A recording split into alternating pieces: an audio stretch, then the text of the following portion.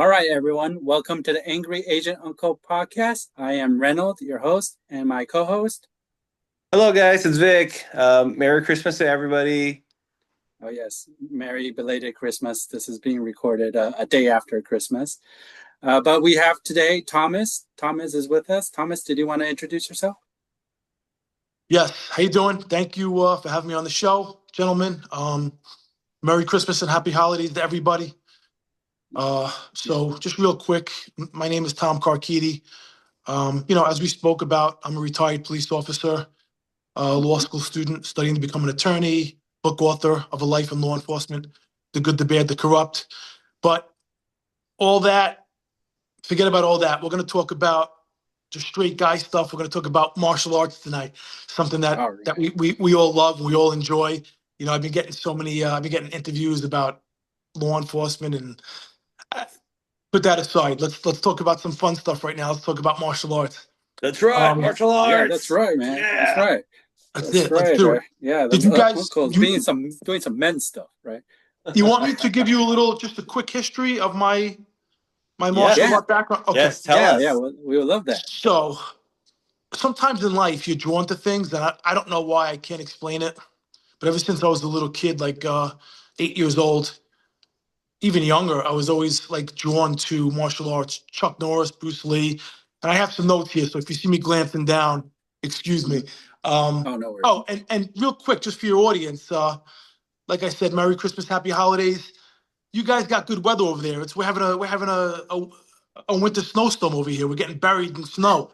What's the weather like right now? You in the 50s, 60s? We're like 10 degrees and snow everywhere. Oh, yeah, and then we're complaining, right? But Vic is in Taiwan actually, so his weather's a little different. Okay, yeah, we're getting hammered, pummeled over here in Oh man. Long Island, New York, with the snow. Oh, sorry to hear that. Yeah, it sucks. So, yeah, I started just loving martial arts when I was like 8 years old. I asked my parents to get me involved in karate. I started karate at 8, an early age. Did it for a few years, but then I took a little time off. I got interested in other things. Like you do when you're a kid, you get involved in this and that, other sports, other activities as you're growing up. Right. But then around the time, my senior year in high school, freshman year in college, when I was about 17, 18, 1990, end of 93, beginning of 94, I completely immersed myself in martial arts, got into it, and never stopped again. So in 1994, I started training, which was very big. It was called Taizen, a form of karate, jiu-jitsu, Japanese jiu-jitsu. And I trained with unbelievable guys there. There was if you're familiar with the martial art world back in the 70s and 80s, there was a man named Grandmaster Howard Tague. I was with Renche Willing, Renche Romeo. One of my instructors was Kiyoshi Frank Finnegan. Real tough guys, respected guys from the martial arts. They originally started with American Combat Karate, which was huge in the Northeast in the 70s and 80s, under Master Barathi. If you look him up, he's all over on YouTube. He was on the Johnny Carson show. Just a phenomenal martial artist. Animal martial artist, stand-up guy. This was the time before UFC, the time before grappling made its way to America. Stand-up fighting was king back then, kickboxing and karate. So in 2008, I'm sorry, I think it was around 2008, my instructor, Frank Finnegan, moved to North Carolina, and I started training American Combat Karate, which was the original martial art that these guys all trained in. So 1998, I believe in the spring, summertime, I started training American Combat Karate under Kiyoshi Joe and Palazzari, Renche Korfage, just two animals in their own right. Just Kiyoshi Joey still to this day is one of my great friends. He's like a big brother to me. Unbelievable guy. Rich Korfage, just unbelievable. One of the best martial artists I ever met in my life.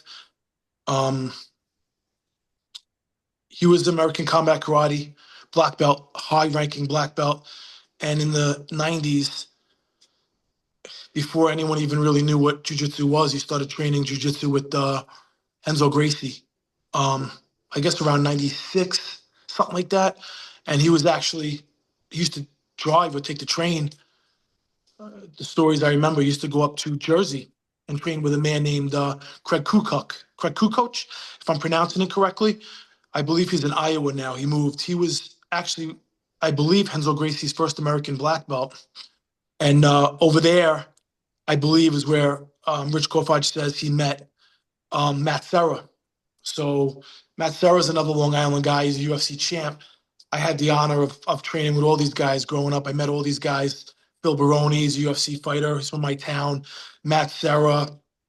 I was able to meet, Marcelo Garcia, unbelievable jiu-jitsu. Vitor Shalin Ribeiro, has a school in Manhattan. MMA fighter, unbelievable jiu-jitsu guy. Renzo Gracie, like one of the nicest guys I've ever met. I just had the opportunity to train with all these guys. So I moved to Maryland early 2000s, and I started training over there with one of my best friends still today. To this day, we talk almost every day. We text and we goof around on the group text. His name is Roberto Magilla is his nickname. Marquez de Silva. He's a old school Brazilian Jiu-Jitsu black belt under Master Carlson Gracie. I had the honor of training with Master Carlson through Magilla before he died. So Magilla's lineage is through Master Carlson Gracie, and that's the Brazilian top team. Guys like Vitor Belfort, Mario Sperry, Murillo Bustamante, all world-class fighters.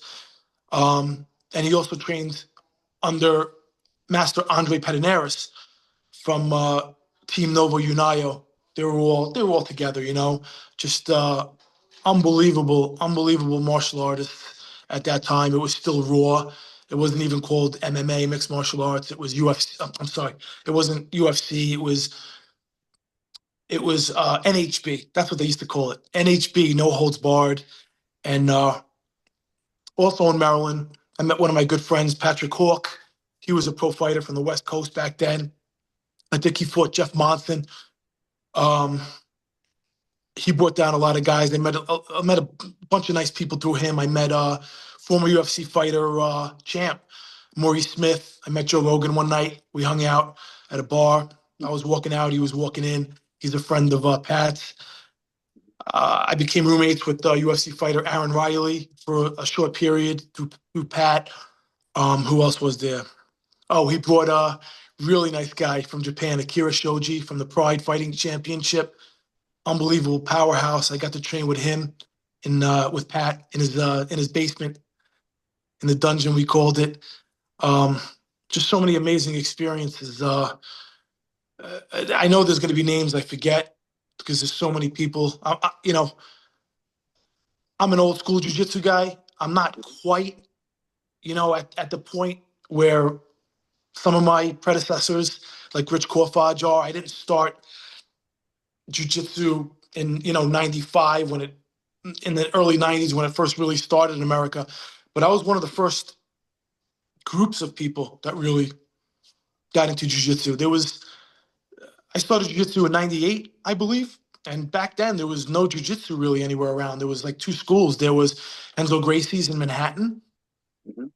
I remember going there and just seeing everybody was there. It was Sean Alvarez, Ricardo Almeida, Big John Rollo, just animals. If you look up all these fighters, and I remember just going in and being so intimidated with all these guys being there. They're MMA royalty. A lot of these guys, great experiences. So yeah, I mean that's basically my experience with martial arts. I love everything about it. When I go away, if I go away for the weekend or on vacation, I always try to hit up a new gym, a new school. I went to Massachusetts. I went to Bernardo Faria's school. Tom DeBlas in Atlantic City. I love going to different schools and meeting all these people in seminars. Hoist Gracie, I had the opportunity to meet and train with. It's just something I love. Yes. Wow. That's very extensive. Yeah, Wow. thank you. Yes, very extensive. Yes. So wow. Okay. I don't know, but yeah, this is so like yeah, you definitely got started really early Yeah, on. I remember in the 90s. I mean, I didn't even know about jujitsu. I mean, it was yeah. just say karate. Just the big three or big two, like karate and taekwondo. That's what the kids are doing. But now it's like you got a jujitsu gym in every corner too. Well, But that's you're exactly right. Now, I'm lucky enough to train at a great gym. mhm, My two buddies, my three buddies, Kevin, Kenny, Kevin, and John Wind. They're two brothers. They're mhm, law enforcement officers in New York. Great guys. And their cousin Kenny. They own Wind Jiu-Jitsu, and they're all black belts under the. They're just amazing martial artists, amazing guys. Under the Kyoto lineage, um, Grandmaster Mansour. So I've been training with them now for about 3 years, and I help teach at their school. Um, yeah, it's right in Massapequa Park. Plug for them. If mhm, anybody's in the area, Long Island, great school, great guys. You know, great atmosphere. No one's getting hurt. No egos. We're in there. If you're there to train for competition, mhm, we'll go hard. If you're there just to be the everyday guy trying to stay in shape, we mhm. go easy. You know, Right. there's a spot for everybody there. I'm 50 years old. I'm a stage 4 cancer survivor. I have asthma at this point in my life, herniated discs. I'm not looking to go nuts anymore. You know, I Right. train, but I'm not 25 anymore, you know, and Right. I love giving my knowledge to people, putting it out there, and just giving back to the community and volunteering at the school. So Yeah. I think, That's great. Yeah. yeah, thanks. I think martial arts are a great way, at least for me, to relieve a lot of stress and Mhm. anxiety and just restlessness. Yeah. Yeah. You need an outlet in life, and that's one of Mhm. mine. You know. Yeah.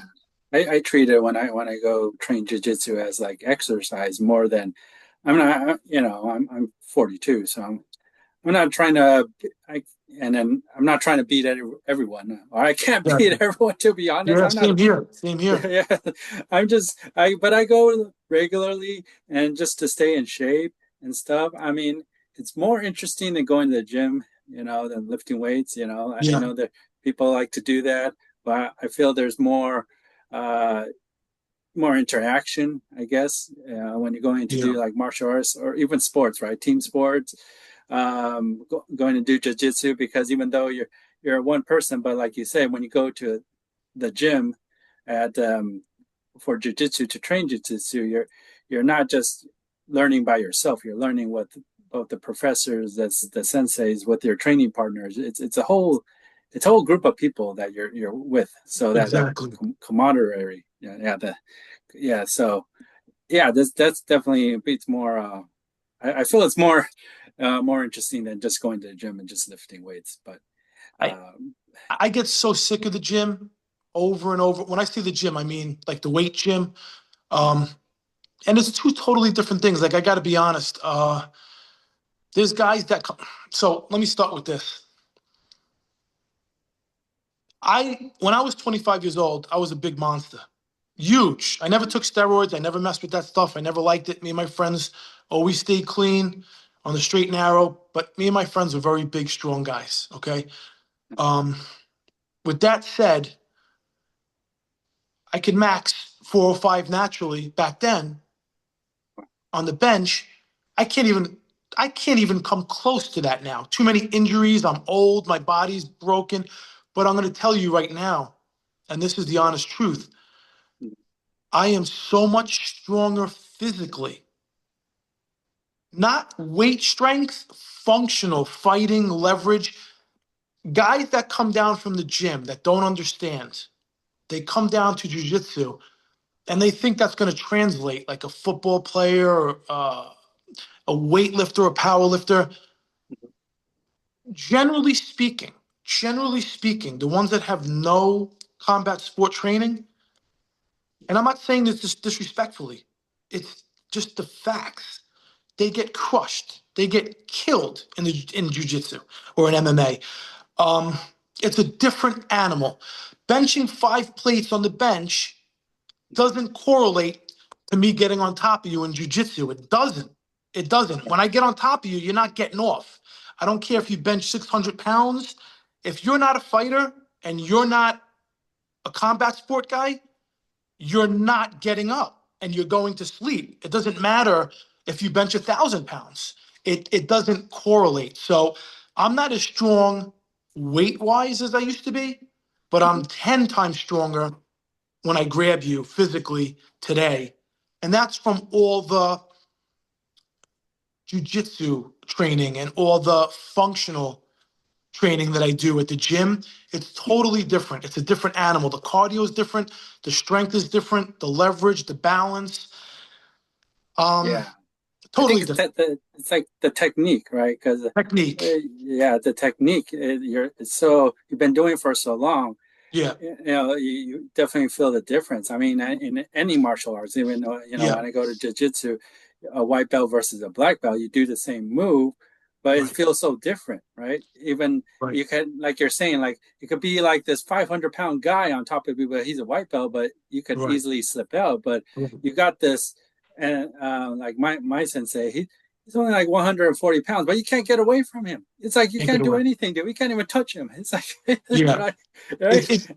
it, it really is. We joke. Martial arts really, like we joke, it turns you into Yoda from Star Wars. Like it really, we joke, a ninja, Right.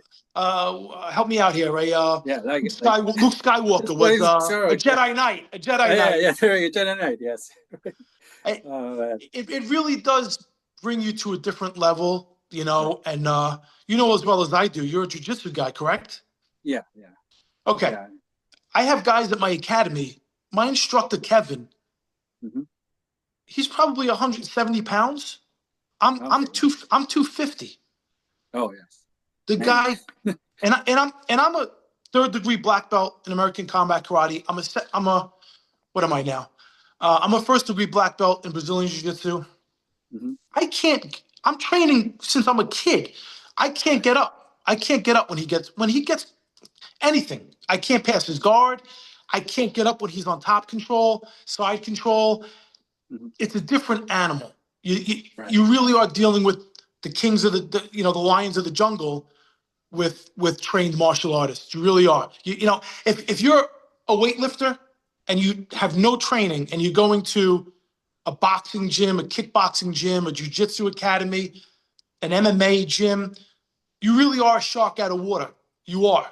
And I learned that very fast. I let my ego go because I was a big guy when I was young. I thought, oh, I'm going to do this. I'm going to do it all.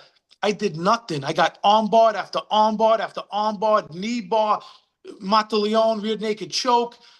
And right away, I saw this is legit. This is the real deal. Like people can talk all they want at the bar drinking. It's Hmm. all BS. This is the real deal. Right. So, I love it. I love martial arts. I love everything about it. The discipline it builds, some of the friendships, the camaraderie, Hmm. the mental toughness and the fortitude. Yeah. I just love it. Yeah, I think so too. And I wanted, well, maybe you could get into how do you apply? Because martial art, there's a lot of teaching, right? So, Yeah. they always say, bring your kids to do some martial arts, um, whether it's karate, taekwondo, whatever, to learn discipline, right? They Yeah. always say, oh, bring them to learn discipline so to listen, be a good person and stuff like that. Uh, what's your take on that? So I think every person, every child is different. Mhm. I think you have to find a kid.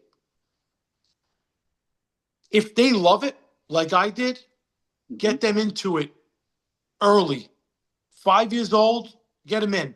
If they love it, if they show an attraction to it, an affinity for it, get them in. Oh yeah. If they don't really know, but they may like it, you don't know. I'd wait till about 5, 6, bring them to a kid's class, see if they like it. Because worst case scenario, they wind up loving it. I mean, worst case scenario, they're not obsessed or in love with it like certain people are, like me, like other martial artists, but they may have a liking for it. They may not love it, but they may have something for it. And if that's the case, that's awesome because it's a life builder. It's an experience. It builds you up for life. It teaches you to problem solve on the mat. Just like you problem, when there's a guy on top of you, let's be honest, and he's going to choke you unconscious, you have to problem solve quick on the mat, just like you do out in the real world, in life, at work, anywhere. Jiu-Jitsu is a microcosm. Martial arts are a microcosm of life. So if you can get a kid in there and teach them discipline, teach them hard work, teach them motivation, dedication, and a skill set to be able to defend themselves, I think it's a home run. You can't lose. It's a no-brainer. Yeah, exactly. Yeah. So I think that too. I haven't got my kid into martial arts yet. I've been meaning to, but at least I get him to the other like team sports stuff. Because that's at good. least get him active. What does he like? What kind of sports? He just like most of the time. Well, we just been doing the soccer, the basketball, the baseball. He's not good at any of the sports, but he just likes to go out there and throw the ball around with the other kids. So exactly. That's right now. That I'm not gonna, he's not gonna be joining the NBA or the NFL or anything, or right or whatever. Most of us aren't. Most of us aren't. Right. I just want him to build some. See, if I do eventually take him to do martial art, it's gonna be for exercise. To learn discipline, to like you said, to learn to problem solve, to learn to be fend for themselves. It's not so he can go to the back alley and beat someone up, or something, right? Or go on the playground and be like, hey, let's go back to behind the school and let's throw down, right? That's not the point for that, right? But so well, unfortunately for some people that is the point, and that's the opposite of what I believe in. I'm Christian. I don't believe in any of that. If forced, and I have to defend myself, loved ones, an innocent person, I will. Right. But I always try to walk away from a confrontation. I always try to walk away from a problem. And I never trained martial arts to be able to get over on anyone, to hurt someone, to assault someone. But there are people like that, and those are the people that need to be weeded out. They need to be thrown out of the academy. They have no business in martial arts, in my opinion, my humble opinion. Yeah. Training for a competition, that's different. I feel like even in competition, you're not out to like kill the other guy or something. It's more of a I feel someone just they're just trying to hone their skills. And then for me, I competed before, and then I always lose. But I just think you're in it. Learning more. Yeah, I'm just saying. Listen, okay, you're in it. Anytime you're in it, you're winning. Doesn't matter if you lose. 99.999% of people won't even try it because they're petrified. You're putting it on the line out there. You're risking an injury. You're risking being hurt. Right. I'd much rather try and fail than never try. And losing in jiu-jitsu, is it really losing? Of course not, because you're always learning, even when you lose. That's true. Yes, that's what people tell me. It's like, you're really out there just to learn what you need to learn more of, or what you need to practice more of. It's not the whole point of that's cherry on top if you win, but to be honest, even like you said, you get out there, you're already accomplishing a lot already. Failure is more of a learning what you need to work at, because we're not out there to try to kill the guy or anything, right? We're just there. We're all just training. We're all just trying to get better together. So the mentality where people come in and say, I'm learning this so I could go out there and hurt people. I don't know. That's like no. I don't like that mindset either. Yeah. And another mindset, it's interesting. Another funny thing I find is a lot of people come into class or they lose at a jiu-jitsu match at a tournament and Mhm. they get so bent out of shape. They get so upset, so depressed and down. And they say, listen, I don't think I'm going to do, not a lot of people, definitely not everyone, but there are some people that come and tell me, I don't know if I want to keep doing this. I don't think I'm getting any better. I don't think I'm progressing. And I have to explain to them, when you come to the academy, you're training against trained fighters. You're training against me. You're training against black belts. You're not going to beat us. When you're Unless going you in, let them. right, when you're going to a competition, Mhm. you're training against other trained fighters, other trained martial artists, jujitsu guys, whatever it may be. You're not always going to win. But what they don't understand is, God forbid, so much of jujitsu has become sport minded. And I love Mhm. the sport. But don't forget, sport is just two competitors fighting each other. Jiu-jitsu, judo, jiu-jitsu, they come from the same, right? I hear this whole thing, oh, judo, jiu-jitsu, sambo, it's all the same. Right.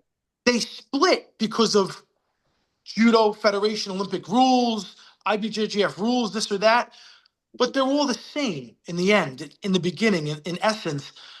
Right. When I hear people say, oh, I don't think I'm getting better, I tell them, brother, if you're out with your wife, God forbid, and you get into a street fight with some nobody that thinks he's a tough guy, you're going to wreck him. You're going to wreck him. This is what people don't understand. When they come to jiu-jitsu class, they think, oh, I'm not beating the guys in class. I'm not beating that black belt. I'm not getting better. I didn't win in the tournament. You're always getting better because the guy outside is not training. He's not getting better. You're going to have your way with him. You're going to manipulate and manhandle him if you have to. God forbid you're attacked. So I always try to tell people, remember, jiu-jitsu is a martial art. It was made for the street. Sport is great, but it was Mhm. made for combat. So when guys get frustrated, I tell them, come work with the new guy that just started. And I bring a new guy in for them to work with. They slap them up and down. It's easy, easy pickings. And then I say, okay, now do you see what I'm trying to tell you? Then they understand. Yeah, but then you get some of those where they want that for their whole training career, like being able to beat their training partners. So Yeah. I've seen a lot of white belts that come in and then they can't beat other white belts, uh, and then they're just like, oh, this is just not for me. I mean, within a few weeks, they're like, oh, here's my gi. Here's, Yeah. I'm quitting, or I'm go, or the worst ones are the ones that go somewhere else, thinking, oh, I'm just gonna keep on going to a new. This one isn't good because I'm keep getting beat up. I'm gonna go find one where I could beat other people up, and then that's where I'm gonna station myself and train. But I feel like that's not the point. When I Yeah. for me example, I because I only have time in the morning, so I go in the morning, and then in the mornings it's all the in my school it's just mostly the black belts, right? Yeah. Because Yeah. those are the guys that are older and like have more time because uh, they have more tenure in their whatever their jobs or business, so they could sneak out in the morning to like train, and then yeah, I'm like it's just like you said, they're black belts, and I started as a white belt. There's no way I could beat them unless they Right. let me, right? Unless Right. they're like, okay, do this, let me practice the move of the day. Right. If it was like a real situation, like hell no, I will, I have no chance, right? Right. But so I'm I always had that experience, and I said, but I felt like, hey, that's how I grow. No pain, no gain. This is, I don't want that easy roll. I want this hard one. So when you actually go to, you know, competition, or when you actually go out there and like was a fight or roll with another lower belt, you say, oh, this is, this feels easier. Right? I Yeah. can I can handle this because I've been rolling with black belts all the time. So this is okay. Yeah. So So it's so interesting you said that. I used to have a friend, he's a retired police officer too, Chester Antiviglio, one of my old karate instructors, turned jiu-jitsu guy, jiu-jitsu black belt under Emerson Souza. Another great martial artist. I was with him for 5 years. He moved to Florida. Also, big shout to my buddy Gustavo Pavan Togi. He's got a school. He moved from Brazil. He came to New York for a while.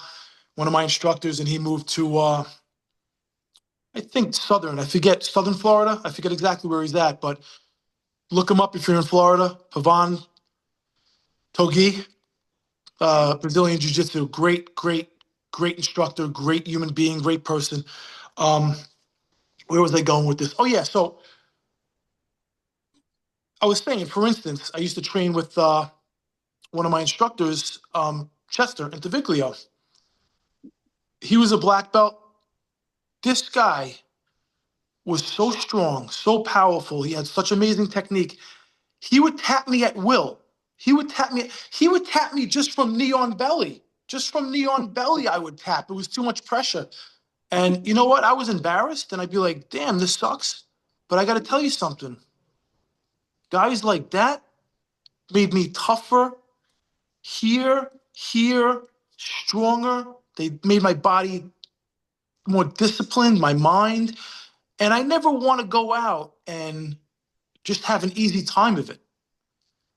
Because then I feel like, what is that? Like what is that?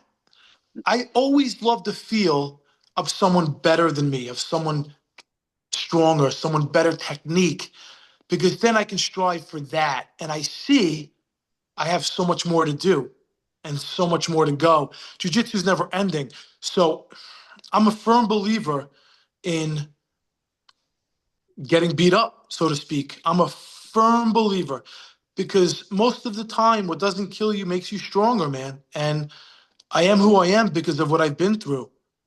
Sometimes that's things true. in life is so hard. They cause scars mentally, emotionally. Mhm. But most of the time, when you come out the other side, you're stronger because of it. And that's how I feel about martial arts.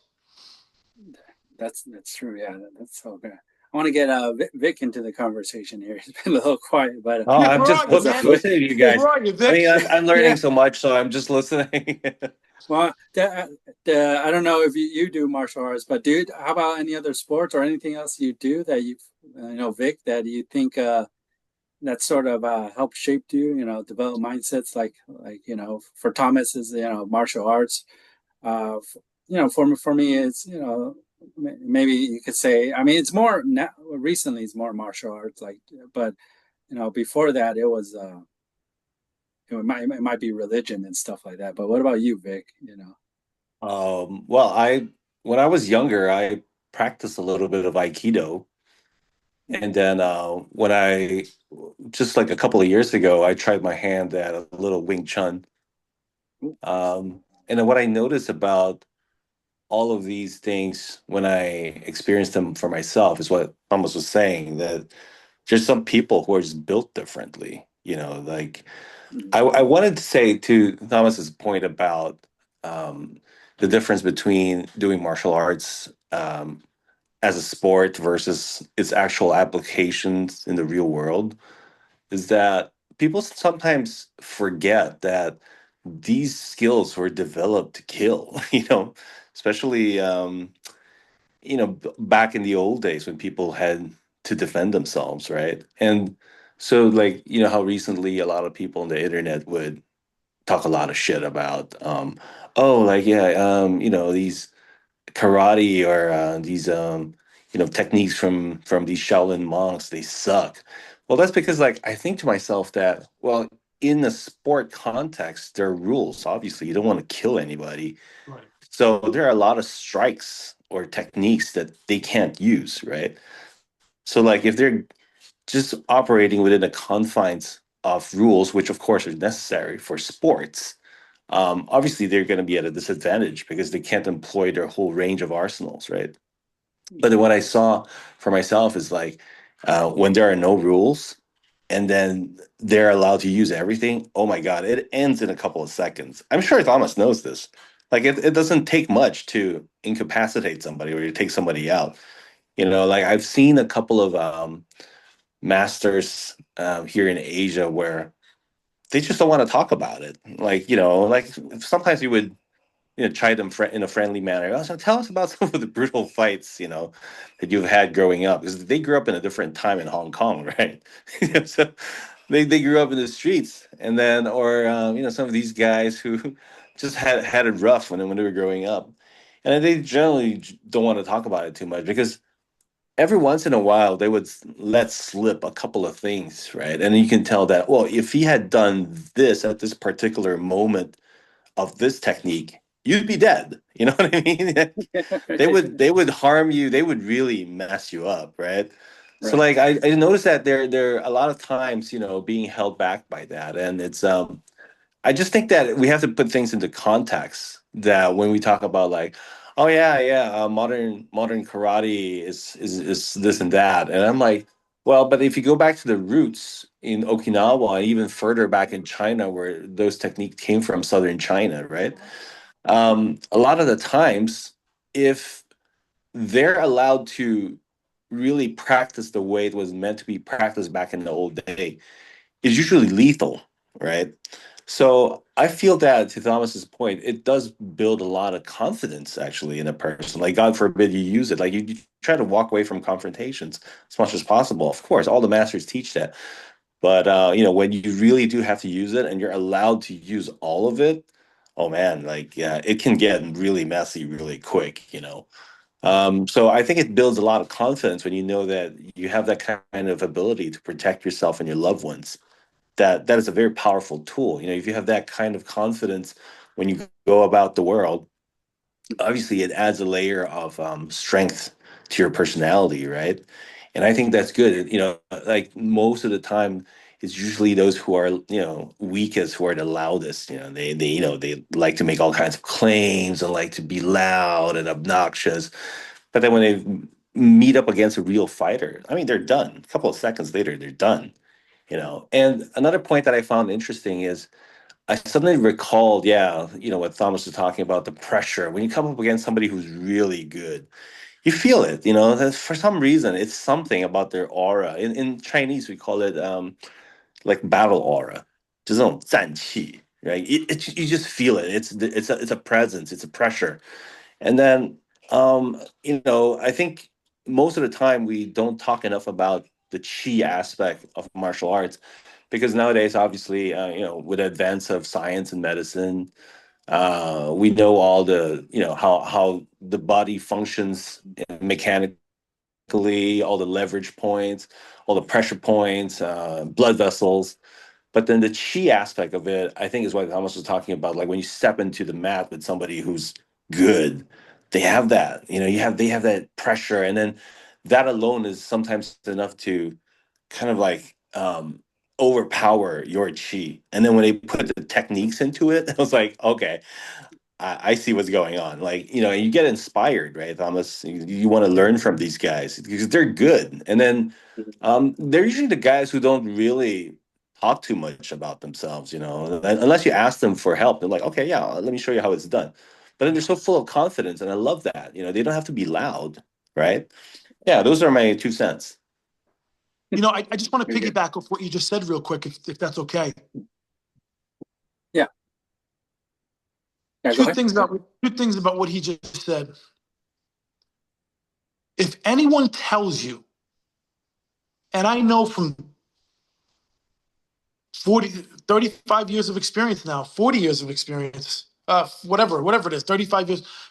Mhm. If anyone tells you real karate, real full contact karate, like Kyokushin karate, is BS, they don't know what the hell they're talking about. I'm not going to sit here and talk for all martial arts. I will tell you right now, if someone tells you they're a pro mixed martial artist, a boxer, a jiu-jitsu black belt, a high-level karate guy, any of these Thai boxing, um, if you're not a trained fighter, even if you are a trained fighter, stay away. It's like nature's way of telling you stay away. When you see you know when you see a frog with little red dots on it or blue dots, that's poisonous. Stay away Right. from it. Right. That's basically, you really need to respect these types of people, because people that think karate is BS have no Mhm. clue. Go That's on true. YouTube. Go on YouTube. Go watch some of these kickboxing tournaments. Go watch some of these full contact karate tournaments. Kyokushin is, I don't know if I'm pronouncing it right, but it's brutal. It's full contact. It's brutal. Yeah. So I, I, I'm absolutely for learning traditional karate, stand up. One of my favorite fighters, Lyoto Machida, was the jiu-jitsu black belt, but his heritage is his upbringing. He started his first martial art, I believe, was karate. He's a karate black belt, and he fought so um, different than everybody else. His fighting style, he ran through people. So I'm a big fan. I'm a big fan of certain karate styles. Oh, yeah, definitely. I think people think it's BS sometimes because of Hollywood. You know how they make all the action fighting movies, even like karate movies or whatnot. Yeah. They think it's all choreographed, so it's like, oh, it's all fake. Right? Well, So people don't Hollywood believe. is. Yeah. Hollywood is, Well, but yeah, but karate's not. yeah, See, that's where they get it confused. right, Even in Hollywood, jujitsu's choreographed, right, but exactly, that's not street jujitsu. That's not tournament jujitsu, exactly, yeah, competition right. jujitsu.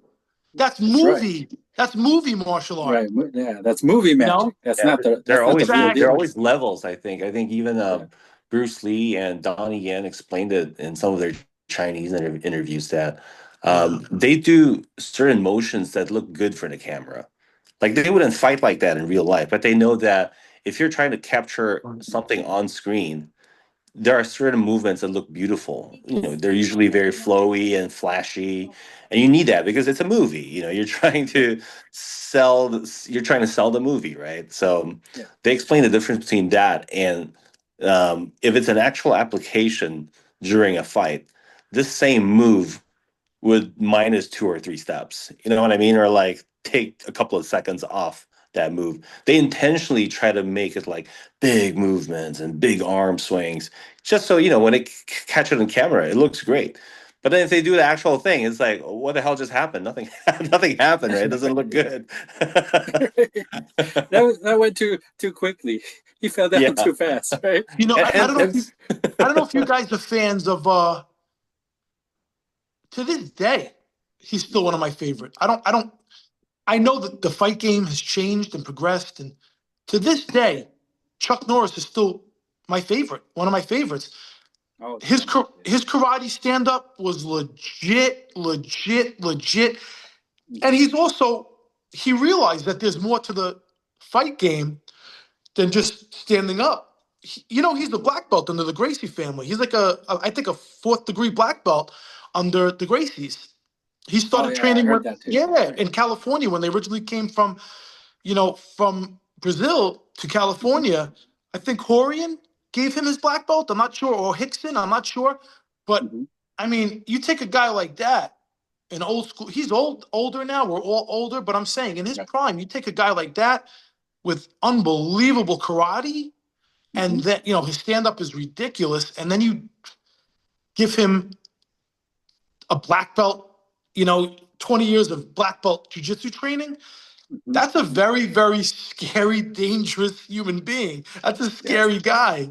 yes, it is. You don't want to mess with Walker, Texas Ranger. No, and I don't think people really understand that. That is a Hmm. serious, serious thing. Like Joe Rogan. Hmm. Joe Rogan, that guy is a legit jiu-jitsu black belt, 10th planet on the Eddie Bravo. Oh, Like yeah, people don't realize these guys are legit. Like yeah. he'll wreck somebody. Yes, that's true. That's true. And I Yeah, think about so. Chuck Norris, Yeah. I think that where there's smoke, there's fire, right? I mean, Yeah. like people make all kinds of memes on the internet about him because I think partially it's true, Yeah. Yeah, we it's fun to have a laugh at Chuck Norris's expense, but Right. I think, like you said, he's a legit fighter. He can mess you Yeah. up, right? So like where there's Yeah. smoke, there's fire, and then he's one of those guys, at least for me, that he doesn't have to look good, doing something, but that if that thing connects, you're gonna get messed up, That's very true. He's legit. Yeah, yeah. And I think yeah, and I love the for martial arts the mental aspect, the sort of like we were saying, the mindset. You know how they have they have the like the book like the Art of War, or the I read the other something else was like the Five Rings or something. But but what I'm trying to get at is all these martial arts people say they don't practice, but they take teachings from it, even like Yeah. from Vic was saying some of them, like monks, Shaolin monks or something. Their teachings from it and apply it to daily life. So that's why it is. And also what you were saying, Tom, is like when you train, when you're practicing martial arts, there's so much application that you can use just on a daily life Yeah. uh, basis, whether it's problem solving or getting through a tough time. For me, like I said, um, uh, for me it's my disability, and then it was I can for like I can picture it before martial arts and after martial arts. It's a big difference in my mindset. Yeah. A lot of it before martial arts, like, oh, just feeling sorry I can't do anything, or feeling sorry for myself, more of that. But like martial art, like you said, builds confidence, and then also to problem solve. Also, a lot of life application. Being patient. Um, just practicing, uh, just taking one, little baby steps. Because even some moves, it's not. They always telling me to just you gotta slow down, because I'm trying to do a move too quickly, and then I get off balance, and they just reverse it, and then it's because I'm just impatient. Like I want to get from zero to 60 as fast as I can, but sometimes it's not about that like that. It's about control. It's about following the process, following the steps, and then taking your time.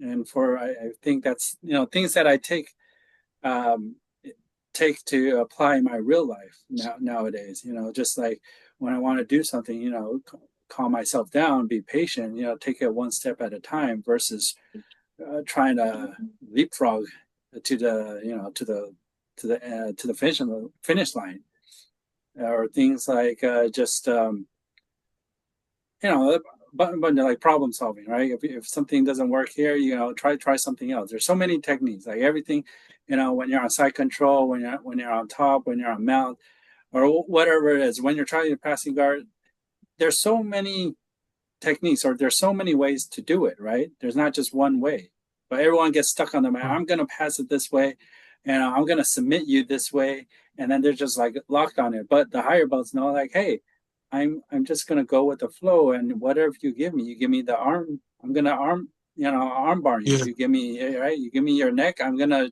choke you. So for us lower belts, and I think sometimes in life we, for the ones that don't train, or sort of don't pay attention. We're just like, oh, I'm just sitting. I just want to get from A to B, and this is the only way I'm gonna go there. This route that I'm taking. They don't say, hey, there's route C, D, E, F, G. You could go Yeah. around, you could go over, you could go under. So I see martial arts in that aspect, where it has so much life applications too. Other than killing someone.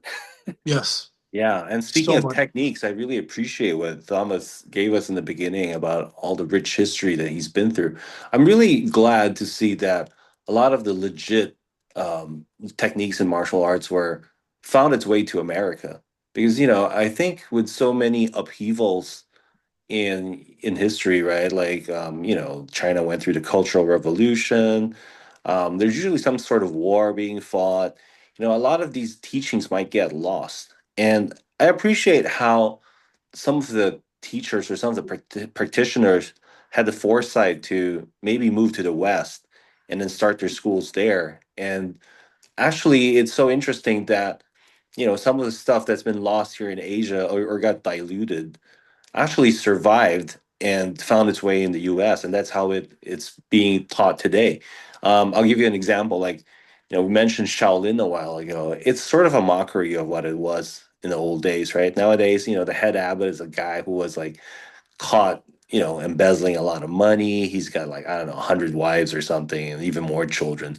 So it's become a shadow of itself. I mean, there's some remnants of stuff from the olden days of truth, right? That's still remaining in those places, because you can never completely wipe truth away.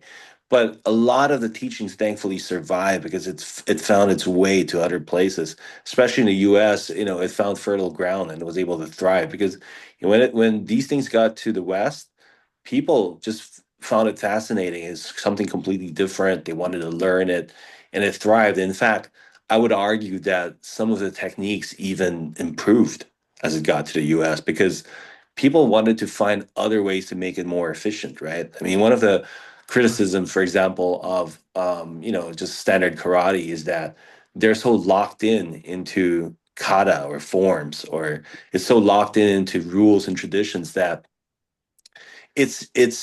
lost a lot of its potency, or like people do these moves but they don't understand why they're doing a certain move, and it's only when a really high practitioner, they show you that, well, if this happened in real life, this is the kata that was formed to counter that. And then they show you the real thing. And it's like, oh, okay, that suddenly makes sense. I'm not just doing moves for the sake of moves anymore. And I think going back to Bruce Lee, one of the things that I really appreciated about him is, I mean, he was legit. He found a really good teacher. He improved on that.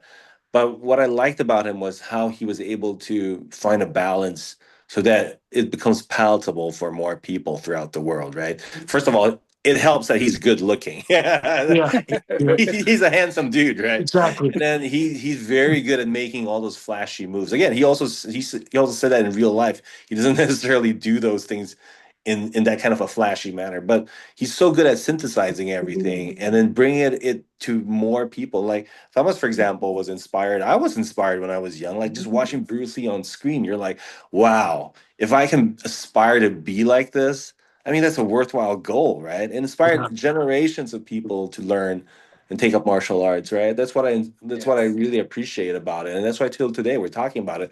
I mean, realistically, I'm sure if he came up against bigger guys with really good techniques, highly trained, maybe he won't be as he won't be as effective, right? For example, if he came up against an elite MMA fighter, he might have his work cut out for him. That's just reality. That's just physics, right? But again, if you put things into context, the way he brought it to everyone, and if he was fighting in his own weight class, and it also depends on the rules in the ring, right? There's so many variables. And that's what I love about martial arts. It's so alive. There's so many aspects of it. And we can talk about it all day, and we've still not reached the end of it, right, Thomas? There's so much to Yeah. talk about, right? Well, It's just your influences. it's crazy what you're saying. Like I feel the same way. Bruce Lee was the man, but forget about Bruce Lee. Go way back. You got to give. I do, and if you're a student of martial arts, a historian, you got to give credit where credit's due. Listen, it's called Brazilian Jiu-Jitsu. Now some people even like to coin it American Jiu-Jitsu, right? Because it's progressive. And like you said, the Brazilians took it and brought it to America. And now the Americans have become progressive with the moves and it's constantly flowing and evolving. That's what makes a great martial artist. You don't want to stay stagnant. But let's not forget the samurai before them, the judoka before them, the Japanese jiu-jitsu practitioner before them, you know, the ones that brought it here, brought it to Brazil, and then brought it subsequently to America. You know, that's where it started, really. So for me, the Far East, like you were saying, the Orient, Japan, that's where it really, that's where I get my, how do I say, whenever that's where I get my pride from. Wherever I train jujitsu, I have an American flag, a Brazilian flag, and a Japanese flag because it really started from Japan, as far as I know. They say way back it may have started in India. I don't know about that. I don't really see any proof of that. Um, so for me, my origins are Japan and then Brazil and now here in America. But Right. Yeah. just think about these guys. You talk about tough guys. I'm a stage 4 cancer survivor. I'm a tough guy, right? I went through hell. But think about some of these guys that Normandy Beach, World War II, getting off the ships, what they went through. Think Yeah. about the samurai protecting their country. It's one thing to go through chemo like I did. That's a tough guy. It's another thing to storm Normandy Beach. It's another thing to grab your sword and not think twice about it and get limbs chopped off. These men had big cojones, bro. Oh yeah, Big, for sure. big balls, bro. And Yes. I give them all the respect in the world because I got to be honest, man. I don't know. I don't know many people that have that in them. Like it's one thing to go in an octagon and get knocked out. It's one thing to get your bones broken. I've had that. It's another thing to get your arm or leg chopped off in combat with a sword. So these guys really embodied, the martial way, and that's where it all started for me, It's man. so inspiring, isn't it, Thomas? It's inspiring, and it's also inspiring, a little bit unbelievable that they had that mindset to do that, and it's incredible to me. Like they were just those are the epitome of warriors, man. Yeah, different times. In speaking of samurais, one of the things that I learned from some of my friends here who practice some sort of art with a sword. Yeah. People forget that, it's not like how in the movies where like you have swords clanging, piang, piang, piang. It's not like that. Like real combat with samurai swords are harsh and brutal, and they usually end in seconds. Like you said, it only takes a little bit to sever somebody's arteries, right? It That's only it. takes Yeah. a little bit to get part of the sword inside somebody's armor. And also, Yeah. if in a fatal blow, easily some of your limbs just get chopped off on the battlefield. So, people forget that sometimes, and it's usually quick. And a lot of times people watch all these um, bamboo chopping competitions online and think that, I don't know, that's kind of lame. It's really not that exciting. But you have to remember that all it takes is 2 to 3 moves by a skilled master, and that's it. You're finished, right? You're Yeah. You're literally done. you're dead. Yeah, you're gone, right?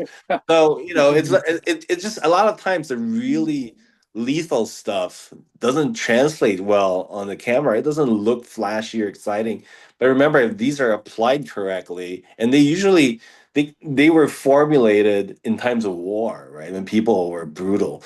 Yeah. All it takes is a little bit of that tip of the katana to get in there somewhere, and you're dead because they have to be quick and efficient. They got Yes. 15 more guys to mow down. They don't want to waste time Yeah. with you, right? Exactly. Yeah. It's killed or be killed, right? Yeah, I mean, Yeah. like Yeah. okay, so like we're in war. We're samurai warriors. We're charging in. Like I don't have time to like waste like half of my energy on one dude, right? Like I want to get through them as fast as I can. Yeah. Exactly. Yes, exactly. And then I think in some cases, was it samurai or was it a shogun or samurai? One of them, where if you lose a bout, dishonor or something, you had to like take the knife to yourself. Kill Had yourself. to, yeah, Kill yourself. yeah, to Yeah. yourself. Yeah, you can't just you really gotta go out there and give it all you got, because it's like if the people out there don't kill you, right? You might have to kill yourself. Yep. No, it's true. It was about honor. It was about honor to Yeah, them. And exactly. if they lost, or if they lost what they, less than honorably, dishonorably, they Right. would kill themselves. Yeah, a warrior's death is what they all wished for. Plus, Yeah. I think, just even if we can capture, I think today what we're trying to do when we practice martial arts is we're trying to capture some of that spirit within ourselves, right? I mean, we don't have to go all out like that to be that hardcore. But even if we can just get a part of that spirit within us, you'll live a good life, straight and narrow, honest life, right? 100%. Right. Yep. Fascinating stuff. I mean, I don't know. I mean, there's just so much to uncover and unpack. I don't think one episode is enough. Yeah. Yeah, I think you're right. So, But I got to be honest, of all the sit downs I've done so far and interviews, this was the most fun for me. I mean, I just love. Oh, thank you, man. Appreciate Yeah, that. no, yeah. You too. 100%. Love I talking just to you. love. I love talking about martial arts and all the good things. I don't like talking about the bad things about it because I Mhm. try not to prescribe to the bad things. I try to Right. prescribe to all the good things, and I just think it's such a great way of life. I really do. Yeah, Yeah, definitely. I can see your passion, but I can see how it's formulated, a lot of your own philosophies, and how you came up as a person because of that. I can really see it. Yeah, it Thank you. permeates from you. Yeah, yeah. Thank you so much. Yeah, I think if you really embody the essence of martial arts, and in any martial arts, it comes down to not just being a good person. I mean, even going back to like the art of war, and then the I think the other ones like the Five Rings that I read. Um, yeah, there's a section where it's all about. It wasn't even about how to kill, how to kill the other guy or how to win the battle. It's about being a good person. There's Yeah. like a Yeah, whole it's so section. interesting. All those books about warfare, I would say like 70% of it is just how to be a good person and lead a good life, right? A lot of Yeah. it is like teaching you spirit. Perhaps even, there are some manuals from way back in the past about tea ceremonies and Mhm. proper posture and, how to respect elders. Like you'd be surprised, like these supposed books on war are actually teaching you about most of it is teaching you about life and how to be a good person, actually. Yeah. Yeah. Yeah. I think what was it? What Spider-Man says, right? With great power comes great responsibility. There he is. There we go. There you go, right? Uh, Spider-Man's right. Well, before we sign off, too, Thomas, I'm Yeah. glad to hear that you're recovering well from your Thank cancer. you. Thank you so I'm much. happy to hear that, bro. That's Thank great. you. Yeah. Thanks to God for me. Yes, He yes. was my inspiration. He pulled me through it. No, I believe that too. I believe that too. Yeah. Usually when we end the episode, we try to go around and say like a nugget of wisdom, sort of a take home message for our guests. I mean, not for our guests, for our audience. So we'll start with you, Thomas. Do you have anything you want a last minute thought to share, sort of like a take home message to everyone? Just to end, I just want to just because of what you just said, I want to thank the Lord, God, my Savior. Without Jesus, I wouldn't be here today. And just wanted to say that real quick. Nice. Yes. Nice, nice. Vic, you got anything? Well, I suffer from chronic pain as well, and I've gone through a couple of procedures. I know what it's like to, be at the mercy of like either a disease or something that has to do with your body. So, like, props to you, Thomas, for you handle it. Seems like you're handling it well. I'm glad that God came and stepped in to give you a hand. I'm really happy to hear that for you. It's not really a nugget of wisdom, but I just want to say I'm glad to see that. Yeah. I really appreciate it. Thank you for your kind Yes. words. No, thank you, thank you. Yes, I want to praise God too. Thank you. But my closing thought, I'm just gonna just carry on with what I was saying. I think summing it up, the Spider-Man thing was pretty good. We all, we all have great powers. I mean, we all in this world for something. If we train martial arts, we definitely have power. Just so I think it's for us to use it wisely. Oh yeah, Everyone use it responsibly. is it responsibly, right? Dear listeners, do not be fooled. Like you see Thomas here, that guy can mess you up if he wanted to. He seems like Exactly. a gentle giant now, but these guys who practice, they have great power. You got to Yeah, respect that. yeah. But with that, you got a responsibility. It's not about killing the other person. It's about being a good person, right? That's what I 100%. think that, And before we yeah. sign off, I just wanted to see what you thought about one thing. I forget exactly what it is. I got to go through it and look at my pictures and stuff. Someone sent it to me on Facebook. The best kind of man.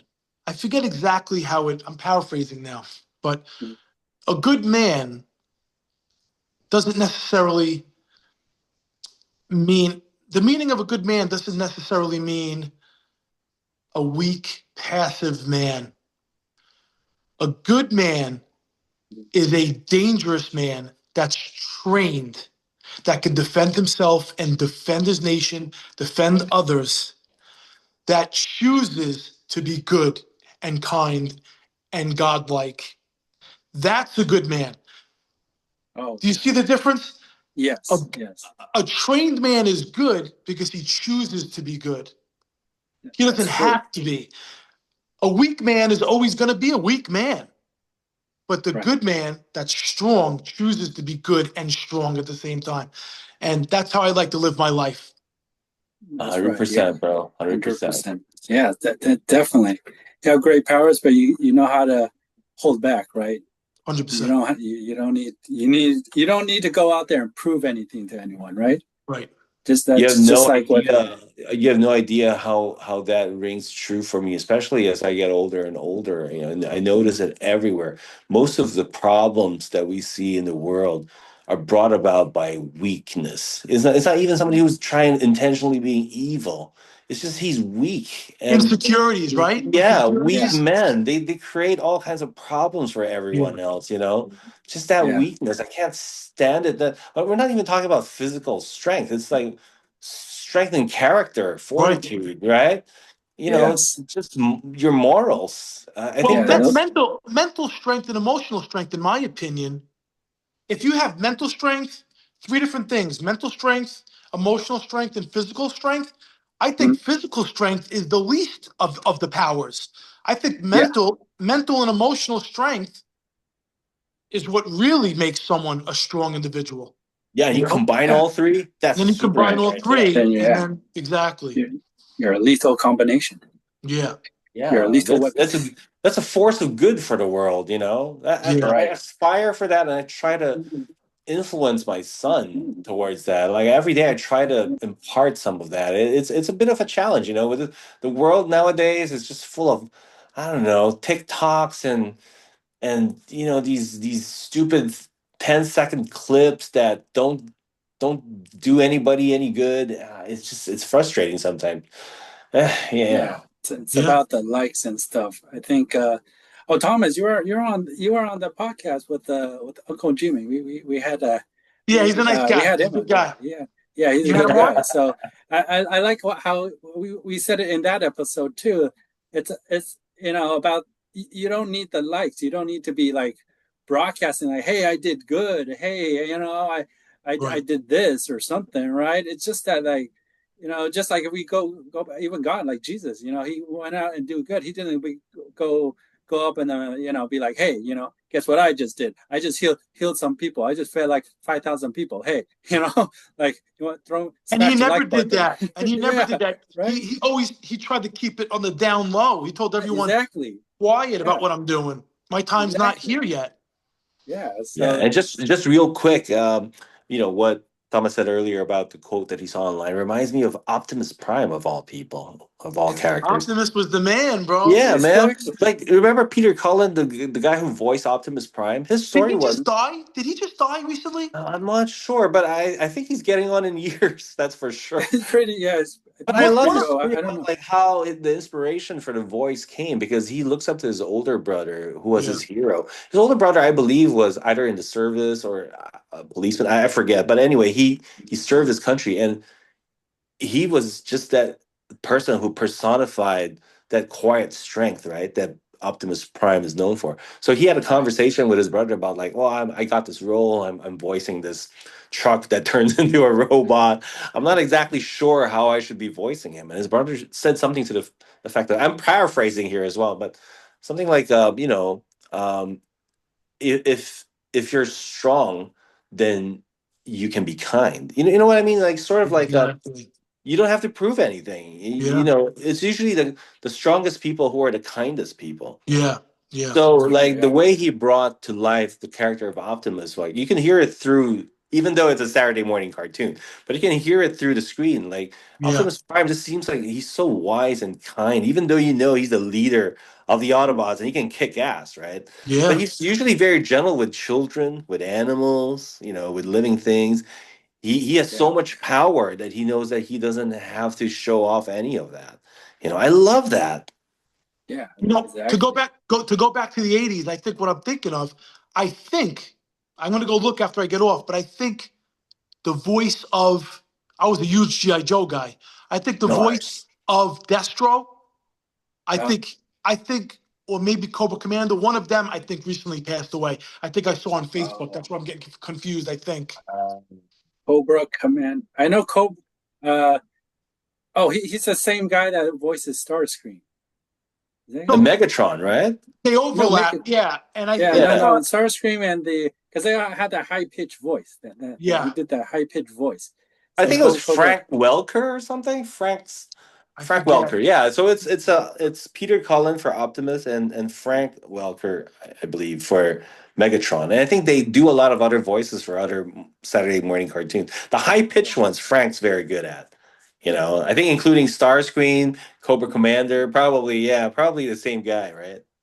I'm Yeah, checking it yeah, out they now are. because I was obsessed. I was obsessed with all that stuff. I Yeah, still man, am. our I, heroes. I still watch. I still watch GI Joe on Tubi. Of course, Oh, man. Yes, I do that too. so And the Transformers. this says right Uh, here. Knowing is half the battle, dude. Yeah, man. yeah, right. We went Knowledge is off. We power. went off on a tangent now. Hey, it's Hey, part of it's martial still arts, guy okay? stuff, What right? We're what do still you talking want? about guy stuff. Oh my gosh. Oh man, we're All still right, okay though. gentlemen. All Is right, that man. I? You know what? I think. Can we cut it for a second? Okay, yeah, yes. Okay, I'll say our goodbyes. Let me end the show. All right, thank you everyone for Wait, joining Reynold, us. before you go, we should do Yeah. a separate episode with Thomas again, but let's talk about like G.I. Joe's, Thundercats, Mask, all the stuff from the 80s and 90s. We So should, we should do listen, another episode on all that. Yeah, listen. we should, but I we gotta end collect. this episode first. I'm like. You make sure this goes on here. I'm like Yeah. the 40-year-old virgin, but only I get laid. I gotta be. Oh, I nice. I collect. You gotta see Eventually, he my. got laid too, though. You gotta see my toy collection from the Awesome. 70s Oh, and we need See, to we 80s. should do do a we need to separate do episode another just on episode that, right? with the toy collection. Listen, Oh I'm gonna man. bring my stuff out of storage. I have them away in Oh, storage. I'm me gonna bring them, too. and we'll do a Uh, show on it. We'll do a show yes, on it. we We'll do a need to show do on that. it. Yeah, we I'll should do a bring separate out show all on my that. Transformers. Actually, it's all gone to my son now. That's all. Let's- We just bought a bunch. Actually, we bought like the Devastator, whole six Yeah, of them, the yeah. Constructicons, and then there's another Superion from the Transformer. Man, Oh these man. toys cost so much now. What's on my? That's a that's a You few have $100 right there. a few $100, bro. Yeah. Did you? I don't even want to get into it because that's a whole nother episode. Yeah, right. All right, let me We, end this one. yeah. We gotta I, end this one. But yeah, we're I'm gonna gonna do bring this. some stuff on the show next time. I'm gonna show you. Okay. You can be like, what See how the? excited we got, Thomas? Yeah, This is right. another Exactly. episode right there. All right. All right. All right, everyone. Thank you for joining us. Thank you again. Please like and subscribe. Remember, sharing is caring. And of course, wait till our next episode with Thomas. It's gonna be a good one. All right. That'd be a good Thanks one. again, Thanks, That'd be a good everyone. one. guys, girls, Bye. ladies and gents. Happy Cheers. holidays.